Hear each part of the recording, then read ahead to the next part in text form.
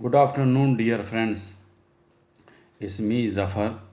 Belgium European Court rules deportation to Sudan was not lawful. 27th of October 2020, the European Court of Human Rights today found the Belgium as guilty breached international law in 2017 when it deported a Sudanese man to Khartoum without determining the risks he might have faced upon return and with the cooperation of Sudanese security officials, a ruling which highlights the Belgian authorities' failure to protect people fleeing human rights violations. Sudan men detained and subsequently deported without an assessment of the risk of human rights violations upon return. In order to facilitate MA's return, it means Sudanese person, MA's return, Belgian authorities enabled Sudanese officials to meet with MA, and he was also pressured into signing a paper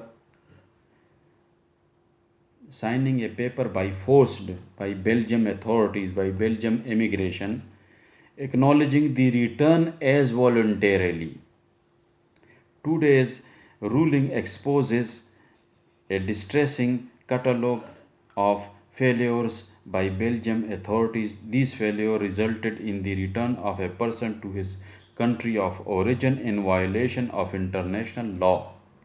Belgium authorities failed their human rights obligations. عزیز دوستو، یورپی عدالت نے فیصلہ دیا ہے کہ Sudan کے ایک شخص کا جو ڈیپورٹ کیا تھا بیلجیم نے، وہ غیر قانونی ہے، بین الاقوامی قانون کے خلاف ہے۔ انسانی حقوق کی یورپی عدالت نے آج بیلجیم کو مجرم قرار دیا ہے، جب 2017 میں اس نے ایک سوڈانی شخص کو ملک بدر کیا تھا۔ بیلجیم کے اس اقدام کو یورپی عدالت نے بین الاقوامی قانون کی خلاف ورزی کہا ہے کہ اس نے بنا پوچھے سوڈانی آدمی کو ملک بدر کیسے کیا۔ سوڈانی اہلکاروں کے تعاون کے ساتھ یہ کام کیا تھا بیلجیم نے۔ بیلجیم کا یہ کام قطعاً انسانی حقوق کی خلاف ورزی ہے اور بین الاقوامی قانون کی بھی خلاف ورزی ہے، کیونکہ لوگ اپنے ملک سے ادھر سیاسی پناہ کے لیے آتے ہیں، انہیں مشکلات ہوتی ہیں۔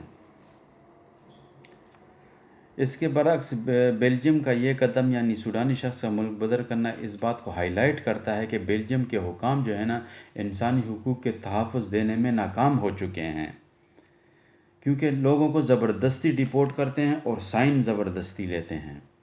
سوڈان کے آدمی کو پہلے حراست میں لیا گیا تھا، اس کے فوراً بعد ڈیپورٹ کر دیا گیا، اس بات کا تعین کیے بغیر کہ آیا اس کے اپنے ملک میں اس کو کوئی مشکلات ہوں گی، یعنی پولیس گرفتار کر لے گی، بغیر پوچھے جیل میں ڈال دے گی، اس پر تشدد کرے گی، ان چیزوں کا اس نے بیلجیم امیگریشن والوں نے خیال نہیں کیا، اسے ڈیپورٹ کر دیا فوراً سوڈانی حکام کے تعاون کے ساتھ۔ یعنی جو ایمبیسی والے ہیں ان کو بلایا ہوگا زبردستی اور ان سے پیپر بنائے ہوں گے کہ اس کو ہم نے ڈیپورٹ کرنا ہے، اور اس سوڈانی سے زبردستی دستخط بھی کرائے گئے تھے کہ تم کہو کہ میں اپنی مرضی کے ساتھ جا رہا ہوں۔ امیگریشن والوں نے اس کو کہا کہ دستخط کرو کہ میں اپنی مرضی کے ساتھ جا رہا ہوں، اسے ڈرایا دھمکایا، اس پر ہو سکتا ہے تشدد بھی کیا ہوگا اس پہ۔ اس کو ڈیپورٹ کرتے ہوئے بیلجیم کے امیگریشن کے افسروں نے اس پر سخت دباؤ ڈالا تھا ڈیپورٹ کرنے کے لیے۔ آج کے ہم اس فیصلے کے جو بیلجیم حکام نے کیا تھا، اس فیصلے سے بیلجیم حکام کی ناکامیوں کا ایک پریشان کن کٹالوگ بے نقاب ہو گیا ہے۔ بیلجیم حکام کی یہ ناکامی بین الاقوامی قانون کی خلاف ورزی کرتے ہوئے کسی فرد کو اپنے آبائی ملک واپس بھیجنے کا نتیجہ ہے۔ بیلجیم حکام نے اس انسانی حقوق کی اپنی ذمہ داریوں کو ناکام کر دیا ہے، یعنی وہ اپنی ذمہ داریاں پوری کرنے میں ناکام ہو گیا ہے۔ ہیومن رائٹس پروٹیکشن میں بیلجیم جو ہے نا وہ ناکام ہو گیا ہے، اس کے ان اقدام کی وجہ سے، اس کام کی وجہ سے۔ اور بھی دوسری کئی خلاف ورزیاں بیلجیم گورنمنٹ نے کی ہیں، لیکن وہ کسی اور وقت میں جو ہے نا میں وہ آپ کو بتاؤں گا۔ آپ کا بہت بہت شکریہ۔ خدا حافظ۔